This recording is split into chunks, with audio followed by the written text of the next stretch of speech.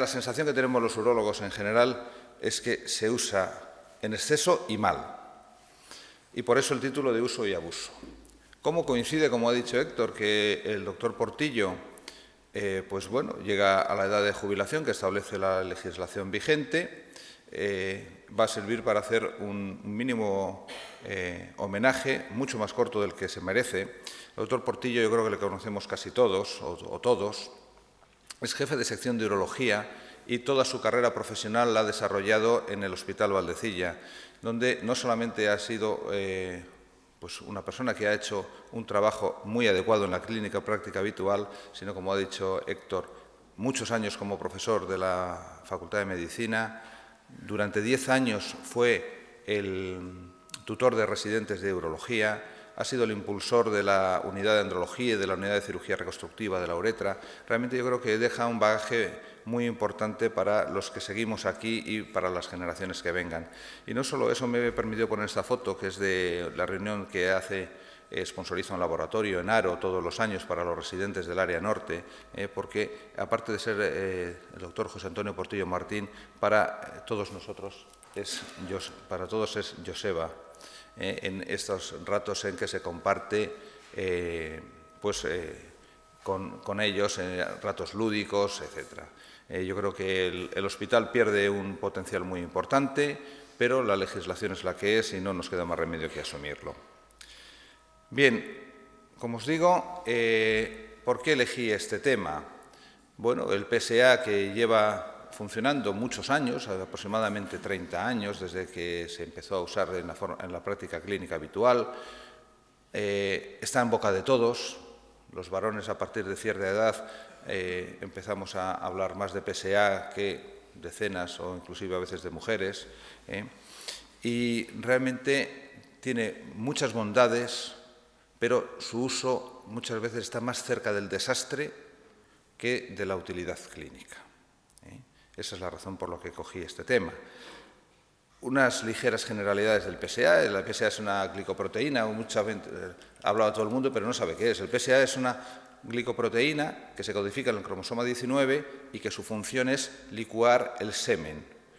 De hecho, su concentración en semen es 1 millón de veces superior a la concentración en el suero, y se produce en el epitelio prostático, en los ductos y en los acinos. Es decir, no se produce en otras zonas del organismo ni en otras zonas de la próstata que no sean los acinis, el tejido epitelial. Curiosamente, las células tumorales producen menos PSA que las células no tumorales. Lo que ocurre es que ese PSA que producen las células tumorales, por la alteración citoestructural y alteraciones en la membrana basal, se liberan mucho más al torrente sanguíneo.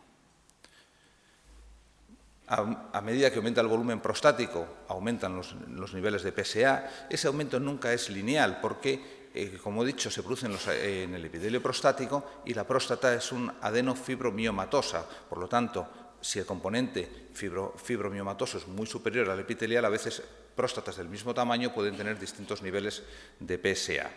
Tiene una vida media de 2,2 a 3,2 días y fue descrito por primera vez en 1979 por un investigador de origen chino que trabajaba en Estados Unidos, Wang, pero realmente hasta finales de los años 80 no se empieza a utilizar de forma clínica habitual. Y algo que es muy importante conocer, es un marcador específico de próstata, no es un marcador específico de cáncer de próstata, es un marcador de próstata. Bien, el PSA en el torrente circulatorio circula de dos formas: el PSA unido a proteínas, fundamentalmente a la antiquimotripsina, a la alfa-2 macroglobulina y el inhibidor alfa de la proteasa, y circula en un porcentaje de formas libres en diversas isoformas. Realmente lo que más nos interesa en la práctica clínica habitual y en el laboratorio es el PSA total y el PSA libre, por lo que veremos posteriormente. Y hay que saber que el PSA se va a ver afectado por múltiples factores. Evidentemente, el primero de ellos es el cáncer de próstata, que es donde mayor importancia tiene, pero también la hipertrofia benigna de próstata en relación con el volumen prostático. Es donde más vamos a ver alteraciones en el PSA. Pero luego existen otras muchas circunstancias que además son las que van a influir en determinaciones de PSA anómalas, en indicaciones erráticas, mal hechas, y que lo único que hacen es volver loco al paciente y, de forma secundaria, a los médicos, especialmente a los urólogos, como son las infecciones urinarias, como son las prostatitis crónicas, sean bacterianas o sean no bacterianas, como son los cuadros de retención aguda de orina o las manipulaciones prostáticas en relación con instrumentación, cistoscopias. Es decir, hacer una determinación tras una cistoscopia pues probablemente te lleve a una determinación cuando menos dudosa, si no directamente errónea. Dentro de las manipulaciones prostáticas es debatible si el tacto rectal influye tanto como para que el PSA pueda elevarse si la determinación se hace inmediatamente después. Puede influir, desde luego no es lo que más influye. El tratamiento farmacológico, ojo, hay fármacos como son los inhibidores de la 5-alfa-reductasa, el tipo el finasteride, el dutasteride, que lo alteran, lo vienen a disminuir por 2, pero tratamientos hormonales, lógicamente, también lo pueden influir.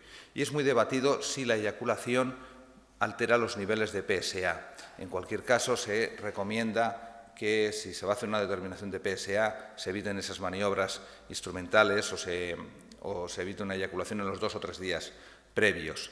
Evidentemente, si a uno le aparece un PSA de 50, os aseguro que no lo podemos echar en relación a la eyaculación o a un tacto rectal.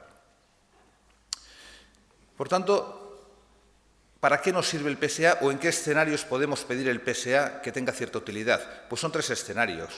1, los pacientes con síntomas del tracto urinario inferior e hipertrofia benigna de próstata, el seguimiento de los pacientes con un cáncer de próstata ya diagnosticado y que está en tratamiento, que es quizás donde mejor y más utilidad tiene el PSA, como veremos luego, o en el diagnóstico del cáncer de próstata. Y a su vez en el diagnóstico del cáncer de próstata tendremos 2 escenarios distintos.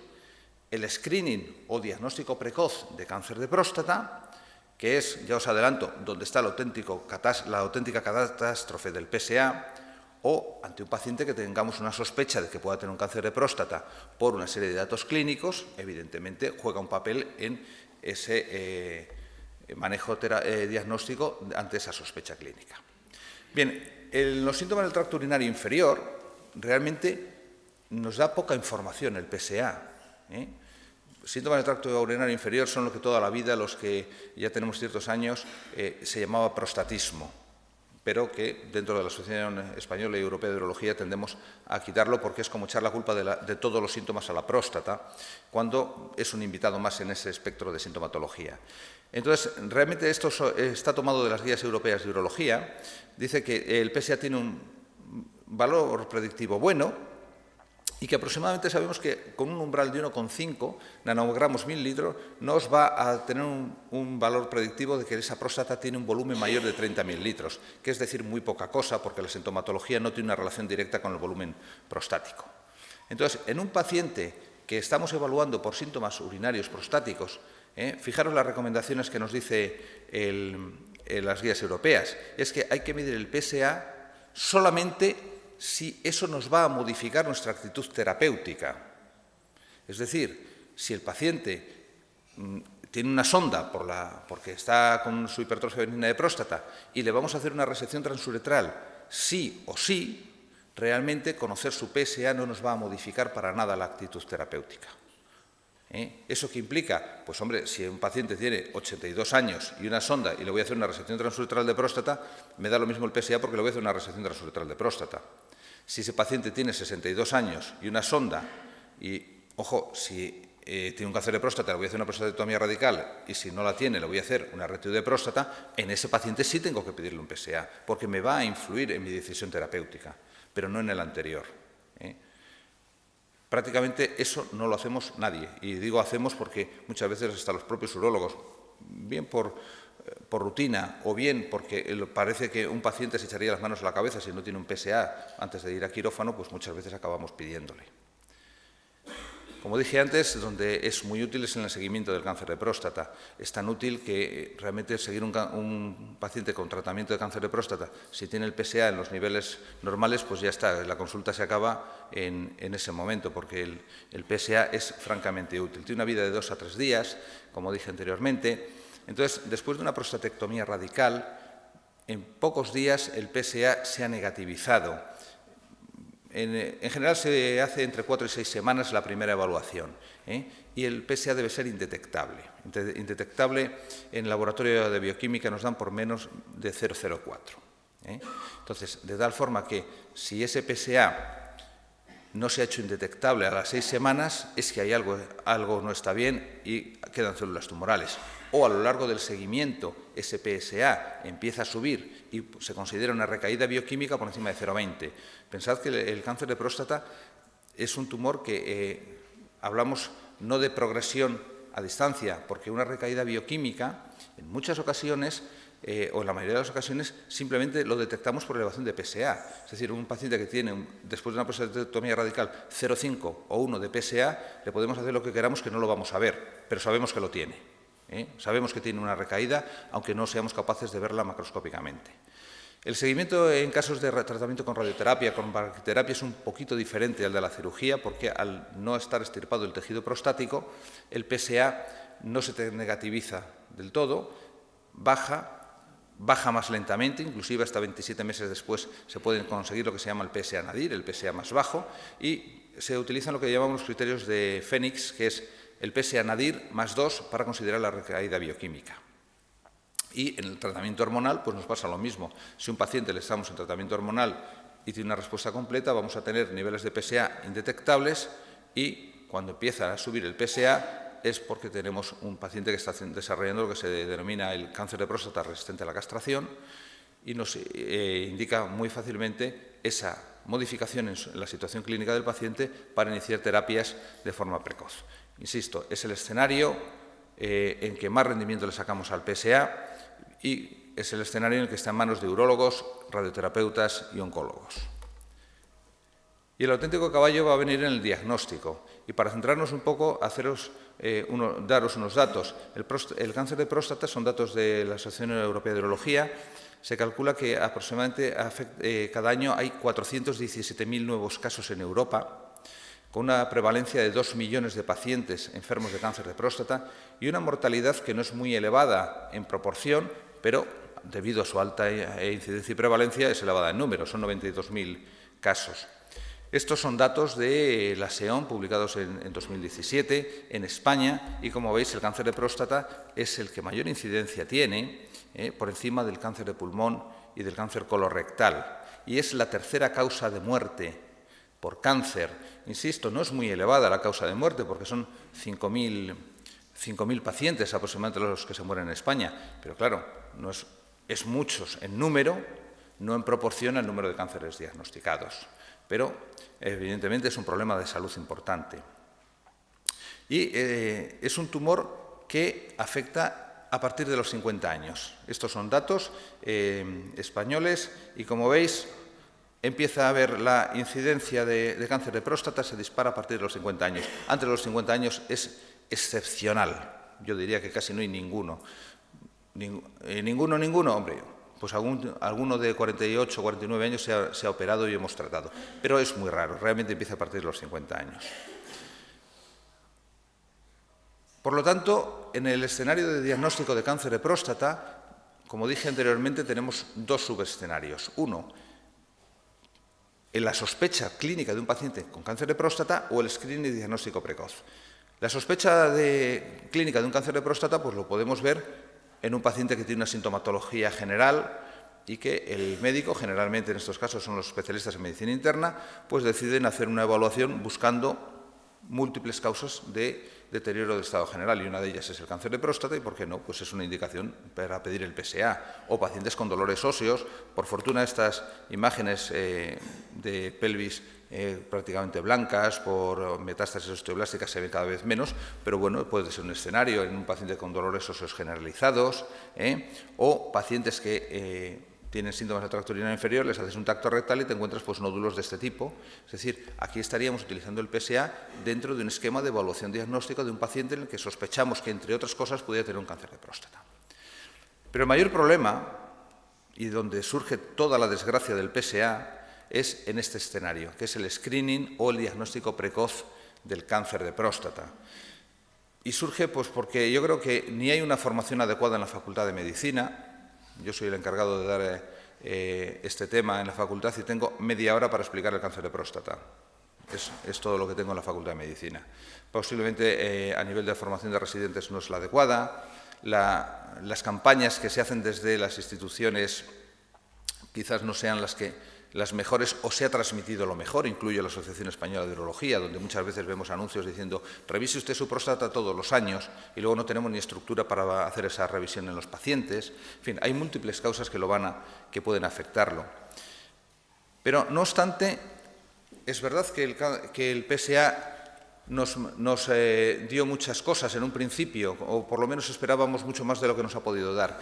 Esta es cómo encontrábamos el cáncer de próstata, son datos de una publicación de 1980 de Clínicas Urológicas de Norteamérica, y es como recuerdo yo cuando estaba haciendo la residencia ya por los años 80, cómo veíamos el cáncer de próstata. El 80% estaban localmente avanzados o metastásicos. Prácticamente lo único que hacíamos eran castraciones o vulvoginias. Era como encontrábamos los cánceres de próstata, pasaos. El PSA, de pronto, nos permite, estos son datos en España, no sé si se ve bien, sí, esta línea verde son los diagnósticos de cáncer de próstata a lo largo de estos años en España, y como veis hay un aumento en el diagnóstico de cáncer de próstata, es decir, ha aumentado el tumor o simplemente lo estamos diagnosticando más gracias al PSA. Probablemente tengan los dos componentes, pero desde luego yo creo que el PSA ha influido muchísimo en un aumento de diagnósticos. Esto es lo mismo que se ve en otros países de la Comunidad Europea y además nos cambió radicalmente cómo diagnosticamos o cómo nos encontramos estos pacientes, porque estos son datos que están publicados en el Registro Nacional de Cáncer de Próstata en 2015. Fijaros que hemos pasado del 80% en fase localmente avanzado metastásica a solamente el 10% en fase localmente avanzado metastásica. Decimos, joder, pues el PSA es buenísimo, hemos conseguido algo estupendo, pero esto es lo que hemos conseguido con la mortalidad, prácticamente nada. Es decir, les diagnosticamos más precozmente y apenas hemos conseguido mejorarles la supervivencia. Claro, estos son datos globales. Probablemente si analizásemos determinados grupos etarios, habría grupos en los que sí que hemos conseguido un beneficio, pero de forma global no estamos consiguiendo grandes cosas. Y es que, como dije anteriormente, el PSA es específico de próstata, no de cáncer de próstata, tiene una sensibilidad, es bastante buena. El punto de corte estándar es 4, pero todos sabemos que esos puntos de corte son matemáticas. Si yo bajo el punto de corte, aumento la sensibilidad, pero empeora la especificidad. Entonces, la sensibilidad viene a rondar un 60-90%, con una especificidad entre un 22 y un 67%. La gente cuando le dices, tienes un PSA de 3, de 2, joder, estoy feliz, ya estoy contento, no me hagas un tacto rectal porque ya estoy salvado. Esto es un resumen de varios trabajos. Fijaros, son todos PSAs por debajo de 4. Entre 3 y 4, hasta un 27% de los pacientes pueden tener un cáncer de próstata. Están tan felices porque tienen 4, los médicos estamos tan felices porque el paciente tiene menos de 4, pero puede tener un 27% de cáncer de próstata. Es verdad que el cáncer de próstata de alto riesgo, que probablemente es el único que debemos tratar, está en un 6,7%, pero es un 6,7%, no es despreciable. Pero es que fijaros que entre 0 y 0,5 hasta un 6% puede tener un cáncer de próstata. Y esto ha llevado a debates en el ámbito de la urología que, fijaros, ya hace tiempo que se dice que si el PSA influye en la historia natural del cáncer de próstata, que si la época del cáncer de próstata está acabada, que si no está acabada, pero sí. Es un debate realmente intenso. Y eso porque, como vemos, bueno, esta es parecida a la anterior, la vamos a pasar. El PSA tiene muchas limitaciones por la baja especificidad. ¿Cómo intentamos mejorarla? Tened en cuenta que si a todos los pacientes que tuvieran un PSA por encima de 4 les hiciéramos una biopsia, aproximadamente el 89% de esas biopsias serían innecesarias. No creo que haya ninguna prueba diagnóstica que tolere esas cifras. Entonces, ¿cómo podemos mejorar el rendimiento del PSA? Hay múltiples formas. La más conocida de todas es el cociente entre el PSA libre y total. Vimos que aproximadamente un 15% del PSA circula libre, que el cáncer de próstata produce menos PSA libre que la hipertrofia femenina de próstata, y entonces el cociente, cuando el cociente entre el PSA libre y el total es superior al 20%, el riesgo de que haya un cáncer de próstata por ese PSA elevado es bajo. Pero esto solo nos sirve en lo que llamamos la zona gris, es decir, para aquellos pacientes que tienen un PSA entre 4 y 10. Actualmente el Servicio de Bioquímica nos lo da por defecto en ese rango de PSA. Por debajo no se utiliza y por encima realmente no se utiliza.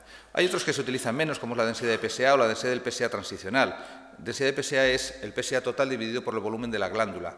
Para empezar, para obtener un volumen de la glándula adecuado hay que hacerlo por ecografía transrectal, lo cual es incómodo para el paciente y es inviable para un servicio de urología o para un servicio de radiodiagnóstico hacer ecografía transrectal a todos los pacientes, con las limitaciones que además tiene. Y otra cosa que es interesante y que además lo vemos muchas veces es la no utilización del PSA ajustado a la edad. Claro, no es lo mismo tener 4 de PSA si tienes 45 años que tener 4 de PSA si tienes 75 años, por poner un ejemplo. Pero inclusive, intentando mejorar esto, fijaros, esto es el riesgo de cáncer de próstata en función de los niveles de PSA libre. Con un PSA libre entre 20 y 25% todavía tenemos riesgo de cáncer de próstata. Es decir, que pese a todo, seguimos teniendo posibilidad de tener un cáncer de próstata. Y hay algo que se nos olvida muchas veces por sobrecarga asistencial, por pereza o porque el paciente no quiere, y es que el tacto rectal sigue siendo fundamental en el diagnóstico del cáncer de próstata, porque si el tacto rectal es normal y el PSA está entre 4 y 10, el riesgo de cáncer de próstata es un 20%, pero si está más de 10 ya es un 40%. Si el tacto rectal es sospechoso, fijaros las posibilidades de que haya un cáncer de próstata en función del PSA, pero hay una cosa clara, si el tacto rectal es sospechoso, ese paciente hay que hacerle una biopsia de próstata, tenga lo que tenga de PSA. Bueno, esto viene a ser es un dato similar, es un resumen de varios trabajos, vamos a pasar sobre ello, pero porque realmente lo único que nos dice, si vamos a esta columna, es el porcentaje de biopsias positivas. Fijaros que en pacientes con PSA menor de 4 y tacto rectal negativo, es decir, pacientes que en teoría no tienen nada, hasta un 15% de las biopsias pueden ser positivas. Bien, por lo tanto, entonces, el PSA del escenario de diagnóstico precoz o screening de cáncer de próstata, ¿para qué nos sirve? Primero, recordad, el screening, vuelven a ser datos de las guías europeas de urología, el screening sirve para reducir la mortalidad de cáncer de próstata manteniendo la calidad de vida. Ese es el objetivo del screening, ¿no? ¿Y cuál es uno de los problemas con el cáncer de próstata? Probablemente muchos de vosotros os acordáis cuando se decían que en las series de autopsias, en función de la edad, fijaros que hasta un 70% de los pacientes tienen focos de cáncer de próstata, tienen cáncer de próstata a los 79 o 80 años. Es decir, que hay un volumen enorme de gente que histológicamente tiene un cáncer de próstata que nunca le va a afectar nada y que posiblemente son muchos de los que estamos diagnosticando y tratando y que estamos muy contentos porque pensamos que les hemos curado cuando realmente nunca les iba a pasar nada. De tal forma que, entonces, ¿en qué situación está el screening de cáncer de próstata? Estos son datos de una revisión de la Cochrane actualizada en 2014 y el resumen es esto.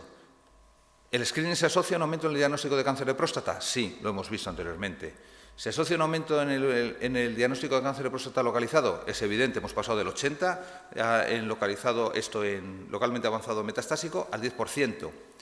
Pero después de 5 estudios randomizados con más de 340.000 pacientes, no se encontró ningún beneficio en la supervivencia entre el grupo de pacientes diagnosticados a través de un screening versus el grupo de pacientes no diagnosticados a través de un screening. Y si estos son datos muy globales, porque en grupos etarios determinados, sobre todo en edades juveniles, sí se ve cierto beneficio.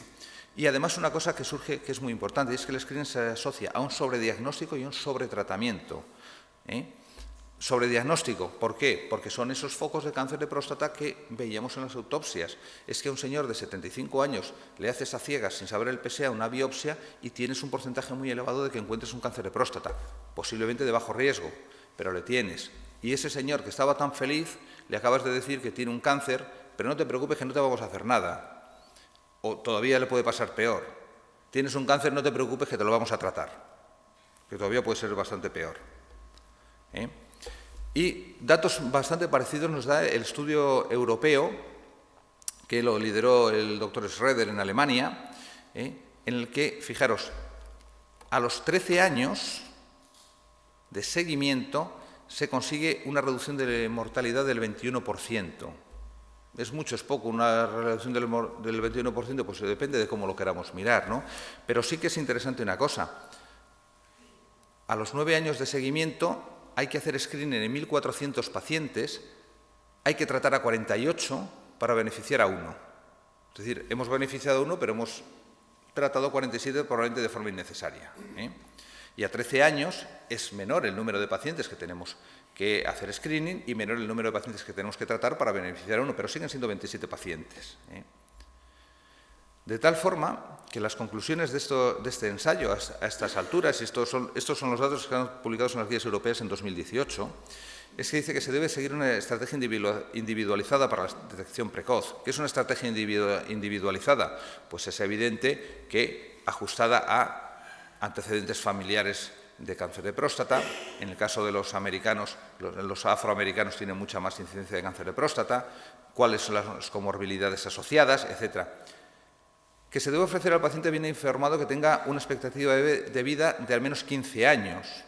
Es decir, si el paciente tiene más de 70, no le toca, porque 15 años por más de 70, hombre, alguno vivirá más de 85 años, pero no es la expectativa de vida nuestra. Y que no nos queda más remedio que asumir ese sobrediagnóstico y como consecuencia ese sobretratamiento. No hay que olvidar que el PSA no sirve solo, hay que hacer el tacto rectal. No sabemos cuál es el intervalo óptimo para hacerle. ¿Qué hay que hacerle? ¿Todos los meses, cada 6 meses, cada año, cada 3 años? No lo conocemos. Sí que hay una serie de recomendaciones, que es que en función de un PSA inicial se hiciera cada 2 años, fijaros, estoy hablando ya cada 2 años en pacientes que tienen riesgo por una historia familiar de cáncer de próstata o porque tengan un PSA mayor de 1 a los 40 años o más de 2 a los 60. Aquí en España y en nuestro medio te los puedes encontrar cada 3 meses los PSA, sin ir más lejos, y cada 8 años en aquellos pacientes que no tienen esos criterios de riesgo. Y que el screening en aquellos pacientes en que no tienen una expectativa de vida de al menos 15 años hay que pararle. Y eso está avalado por un estudio que se llama estudio Pivot, en el que se demuestra que no hay ningún beneficio en la supervivencia en aquellos pacientes que, por razones de edad o comorbilidad, su expectativa de vida ya es limitada. Estas son las recomendaciones de las guías europeas de urología, vienen a decir lo que ya he dicho, así que las vamos a pasar. Por lo tanto, ¿dónde está el abuso que he dicho yo en el título? Pues nos le vamos a encontrar, y eso lo tenemos, todos los urólogos lo vemos, lo charlamos en la cafetería, lo charlamos en las reuniones de forma informal, porque el PSA se determina en situaciones clínicas incorrectas, porque la frecuencia es absolutamente errática. Fijaros que os decía que se recomienda 2 años en los grupos de riesgo y cada 8 años en los no de riesgo, y tranquilamente un paciente se hace el colesterol y el PSA por sistema en España, porque se hace muchas veces en edades fuera de screening, porque son situaciones que no van a modificar la actitud clínica, lo veíamos al principio. Si voy a hacer un RTU a un señor de 85 años, me da lo mismo que tenga el PSA que tenga. O porque se pide por sistema. Y luego vamos a volver un poco sobre ello si tengo tiempo. El principal problema, aparte de, como he dicho, de la formación del PSA, es esto, que ahora con la petición electrónica yo creo que mejore. Es que simplemente tú le dabas al paciente el volante, a lo mejor habías puesto, como he marcado yo aquí, el PSA, y no es habitual, y eso yo creo que todos lo tenemos, el paciente vuelve a la consulta y además del PSA tiene el colesterol, el LDH, los triglicéridos, porque alguien, que puede ser el propio paciente, su médico de atención primaria, otro colega, ese familiar más listo que tiene, que empieza a poner X como si esto fuese una quiniela. Pues nos pasa al revés con el PSA, porque dicen, hombre, que no te han pedido el PSA, y se le piden una y otra vez. Y si nos centramos un poco cuáles son los datos nuestros aquí, esta es la población nuestra de Cantabria, según el Instituto Cántabro de Estadística, en el año 2017. Lo he sacado de Internet, con lo cual espero que los datos que cuelga el Instituto Nacional de Cantabria sean ciertos. Teníamos en ese momento 580.295 habitantes, de los cuales eran varones 283.694, y entre 50 y 70 años, que vendría a ser el rango de edad en los que se puede o debemos hacer un screening, son 70.370, pero es de todo Cantabria. porque los datos que os voy a poner después sobre determinaciones de PSA son del Hospital de Valdecilla y, por lo tanto, pertenecerían a nuestra área sanitaria. Yo creo que somos en torno al 60% de la población de Cantabria, ¿no? Más o menos. Lo que tenemos, es decir, tendríamos unos 40.000 pacientes en edad entre 50 y 70 años, varones. Bueno, estos datos me los han pasado nuestros compañeros del Departamento de Bioquímica. Se los pedí a finales de 2018 y me dieron todo el año de 2017, por lo tanto son datos reales. Solamente en Valdecilla se hicieron 26.796 determinaciones de PSA. Y empiezan a salir datos curiosos. Hay 89 mujeres. Hombre, yo pienso que sea un error, que alguien se ha vuelto loco poniendo las X en la quiniela, pero hay 89 mujeres, con PSA. Y el coste, según me dijo José Carlos, son 82.554 euros. Dices, hombre, 82.554 euros no es mucho dinero, en un hospital que cuesta 1 millón diario, ¿no? Bueno, pues empezamos a ahorrar en aquellas cosas innecesarias, porque el problema no solo son los 82.000 euros que se gastan aquí, es lo que genera un PSA elevado en consultas, biopsias, pruebas radiológicas, etcétera. Si analizamos un poquito más los datos, fijaros, estos son el número de determinaciones, no de pacientes, pero fijaros que por debajo de 50 años, es decir, una edad en la que no hay ninguna indicación de screening de cáncer de próstata, hay 1.752 determinaciones. Pero es que por debajo de 40 hay 332 determinaciones. Y uno dice, hombre, se habrán equivocado. No se han equivocado. En algunas sí, pero otras muchas no. Porque, bueno, pues algún chaval, yo me acuerdo del hijo de un conocido mío, síntomas de pues una molestia por los bajos, con 30 años tenía un PSA pedido. O sea, que pedido expresamente, el PSA. Es decir, que hay un manejo que, bueno, pues no sé qué hacer, como le duele por ahí abajo, es de urología, pues venga, le vamos a pedir el PSA. O sea, fijaros que hay aquí más de unas 1.800 determinaciones que nunca se debieron hacer. Por encima de 70 años nos vamos ya a 10.000 determinaciones. Aquí ya es más difícil evaluarlo, porque claro, revisar 27.000 determinaciones es imposible, ¿no? Porque ya son pacientes que bien o se han pedido para screening fuera de edad de screening o realmente lo único que se ha hecho son pacientes en los que hay sospecha o tienen un cáncer de próstata en tratamiento, etcétera, con lo cual es más difícil plantearse si ese número es adecuado o no. Igual que por encima de 80 años, 3.251. Pero vuelvo a lo mismo, Aquí no es infrecuente ver interconsultas realizadas, sobre todo desde atención primaria, de pacientes muy mayores, con 80 y tantos años, que se les ha pedido un PSA por screening o porque no sabían qué hacer con ello y le piden. Hay pacientes que se les repite muchísimas veces. Estos que tienen tantísimas determinaciones, como no son muchos los pacientes que las tienen, sí me he molestado en entrar en las historias clínicas y afortunadamente la mayoría de ellos son pacientes con diagnóstico de cáncer de próstata que están en seguimiento y por lo tanto a veces es razonable justificar que se hagan múltiples determinaciones. Tantas como 12 en un año a veces puede ser más difícil, pero bueno, son 3 pacientes y quizás tengan su razón. ¿Y de dónde nos piden o de dónde se piden los PSAs aquí en nuestro medio? Vuelve a ser difícil evaluar los números de forma grosera, porque esto es la unidad de destino. Entonces, a veces el PSA lo ha pedido el urólogo, pero se saca en la atención primaria, o el paciente tiene que hacerse una analítica y aprovecha que se pincha en otra unidad y acaba siendo el código de destino el de la otra unidad.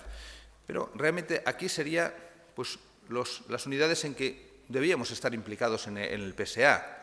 Atención primaria, urología, radioterapia y oncología por razones obvias, medicina interna. A mí me sorprendió que tenía muy pocos, porque uno de los escenarios de petición del PSA es la sospecha del paciente que pueda tener un cáncer de próstata por sintomatología general. Me sorprendió y me alegró, porque me acuerdo de épocas en las que el PSA se pedía por sistema al ingreso en todos los pacientes en medicina interna, hace muchos años. Reumatología la he incluido porque, bueno, dentro de como el PSA metastásico te puede dar dolores óseos, pues podría incluir.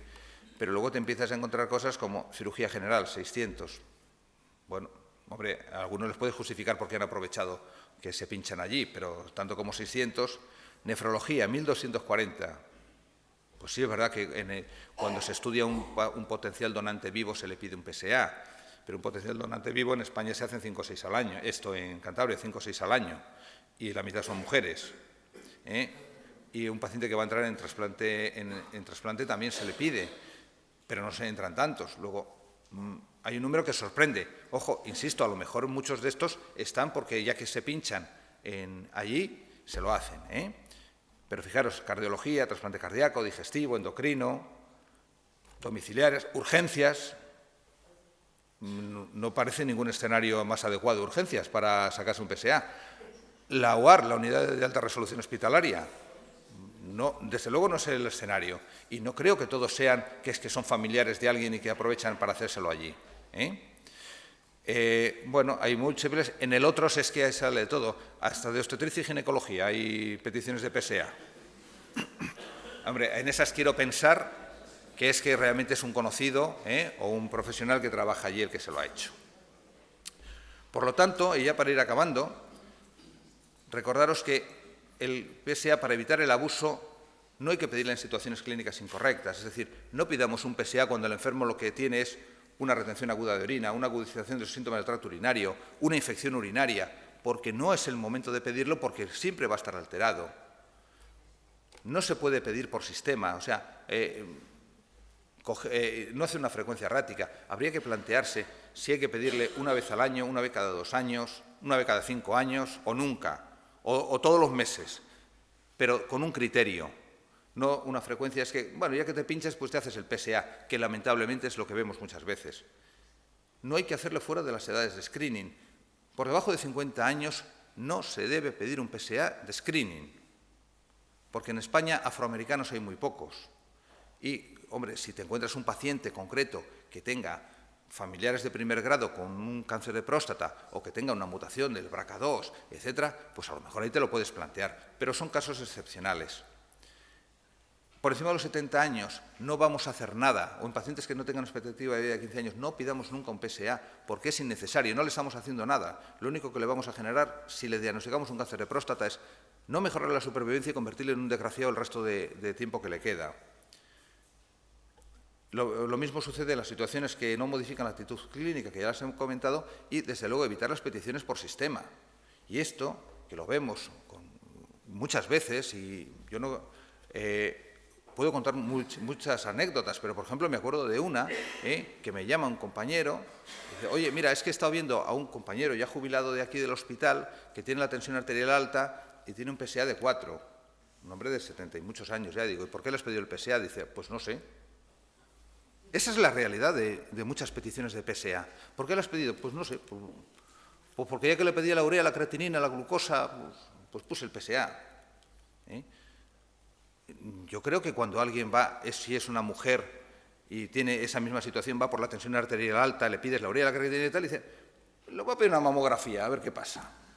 Pues no se hace. Pues tengamos claro que el diagnóstico de cáncer de próstata precoz o el screening, con las dudas que hay, si hay que hacerlo en una población determinada, nunca pedirlo por sistema.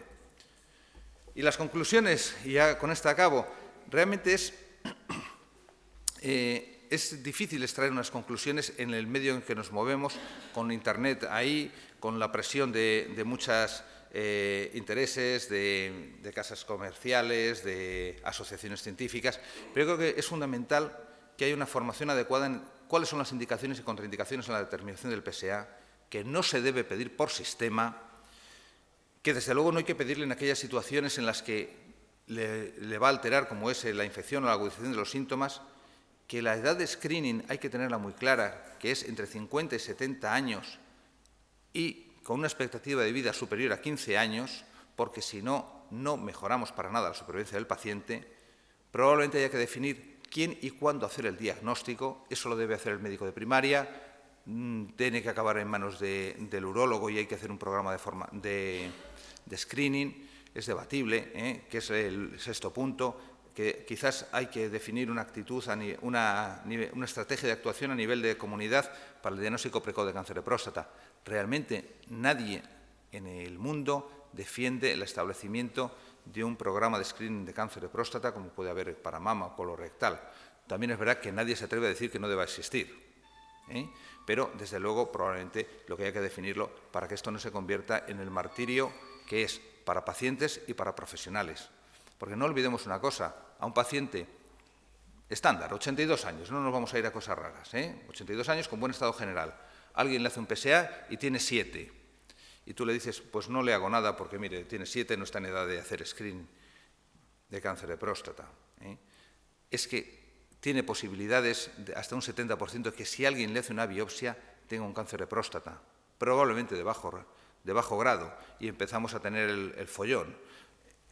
Como es de la Seguridad Social, no me ha querido hacer la biopsia, pero cuando he pagado la pasta sí me han hecho la biopsia. Me lo pagan, no me lo pagan. Las biopsias de próstata, yo creo que, Gerardo, hacemos unas 600 al año, aquí. ¿Es una prueba, es muy agresiva? No, pero en torno a un 1% acaban intensivos con una sepsis. Que es verdad que se suele recuperar y todo, pero tiene su morbilidad. Y lo que es peor, a veces conlleva tratamientos absolutamente innecesarios. Muchas gracias a todos.